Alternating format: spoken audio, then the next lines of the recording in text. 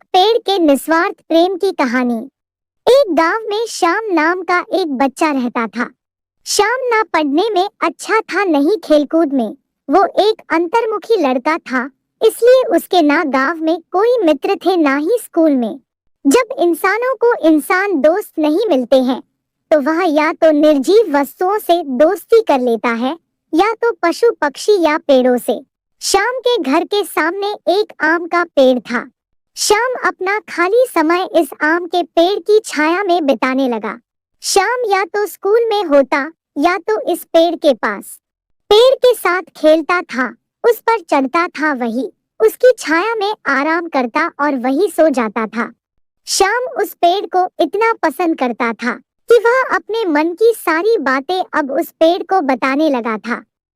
एक दिन चमत्कार हुआ। जब श्याम अपने मन की बातें उस पेड़ को बता रहा था, तब अचानक वह पेड़ बोल पड़ा। श्याम की खुशी का कोई ठिकाना नहीं रहा, क्योंकि अब ना उसे कोई सुनने वाला मिल गया था, साथ ही साथ कोई ऐसा भी जो उससे बातें करे। पेड़ ने बताया कि श्याम की इतनी घनिष्ठ मित्रता देख वो अपने आप को रोक नहीं पाया और उसे मजबूरन बोलना पड़ा। लेकिन वह श्याम जैसे दोस्त को पाकर बेहद खुश है। पेड़ को भी श्याम की आदत हो गई थी। पेड़ श्याम को एक दोस्त की तरह, एक बेटे की तरह दिखने लगा, उसकी फिक्र करने लगा। श्याम की खुशी में खुश और उसके दुख में दुखी रहने लगा। इंसानों की फितरत है, वह समय के साथ बदल जाया करते हैं। समय बदला, श्याम की उम्र बढ़ी। अब वह कॉलेज जाने लगा। उसने इस पेड़ के पास आना बंद कर दिया। बेचारा पेड़ श्याम को याद कर काफी दुखी रहने लगा। एक बार श्याम को अपने पास से गुजरता देख पेड़ ने उसे आवाज लगाई और अपने पास बुलाया। पेड़ ने श्याम से कहा, आओ श्याम, मेरे पास बैठो, कुछ बातें करते हैं। श्याम ने कहा, नहीं, मेरे पास इतना वक्त नहीं है कि मैं तुम्हारे पास बैठ सकूं और बातें कर सकूं, क्योंकि अब मुझे कॉलेज जाना है और मुझे इस बात की भी टेंशन है कि कॉलेज की फीस कहाँ से लाऊं।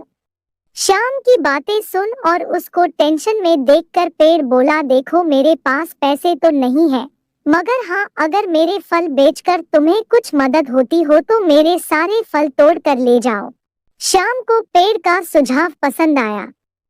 उसने तुरंत सारे आम तोड़ लिए और बाजार में बेचकर उसके अच्छे खासे पैसे कमाए और अपनी कॉलेज की फीस भर दी। श्याम फिर से अपनी जिंदगी में बिजी हो गया और एक बार फिर से पेड़ अकेला हो गया। पेड़ हर दिन श्याम का इंतजार करता, लेकिन 3-4 साल बीत गए, उसे श्याम मिलने नहीं आया। फिर एक दिन अचानक श्याम उसको उसके पुराने घर में आता हुआ दिख गया। पेड़ श्याम को देखकर काफी खुश हो गया। पेड़ ने श्याम को अपने पास बुलाया और बोला, आओ श्याम, मेरे पास बैठो, चलो कुछ बातें करते हैं। श्याम ने पेड़ से कहा, मैं तुम्हारे साथ नहीं बैठ सकता, क्योंकि अब मेरी शादी हो गई है। हालांकि मुझे नौकरी मिल गई है, लेकिन अभी मेरी तनख्वाह इतनी नहीं है कि मैं अपने इस पुराने घर को नया बना सकूं। मुझे काफी चिंता है कि मैं अपनी पत्नी को कैसे इस पुराने घर में रखूंगा।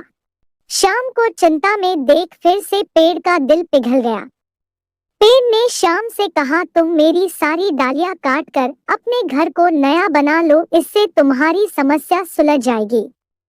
श्याम ने पेड़ की सारी डालियां काट ली और बाजार में बेचकर उसके पैसे बना लिए। वो अपने पुराने घर को भाड़े पर देकर कहीं और रहने चला गया। पेड़ फिर से एक बार अकेला हो गया। पेड़ ने अब उम्मीद छोड़ दी कि कभी उसकी मुलाकात श्याम से हो भी पाएगी या नहीं। पेड़ भी अब पूरी तरह से उजड़ चुका था। उसकी डालियां कटने के बाद ना उस पर फूल आते थे ना पत्ते। 30 साल बीत चुके थे।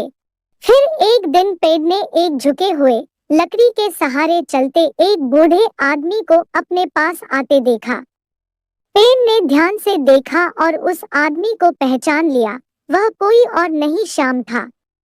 वह जब पेड़ के पास पहुंचा तो पेड़ ने उसे कहा, माफ करना दोस्त, अब मेरे पास तुम्हें देने के लिए कुछ भी नहीं है। श्याम ने कहा, मुझे कुछ भी नहीं चाहिए और ना ही मेरी कोई इच्छाएं बची है। मुझे सिर्फ तुम्हारे पास बैठना है और तुमसे बातें करनी है। बूढ़ा शाम पेड़ को ऐसे चिपक गया जैसे उसे गले लगा रहा हो। जर्जर और उजाड़ हो गए उस आम के पेड़ पर नई कुंपलें उग निकली।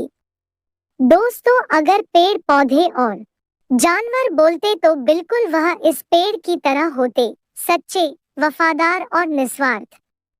लेकिन सोचो, हमारे बड़े बुजुर्ग, हमारे माँ बाप क्या इस पेड़ की तरह नहीं है? दोस्तों, अगर कहानी पसंद आई हो तो लाइक, सब्सक्राइब एंड शेयर करना ना भूलें।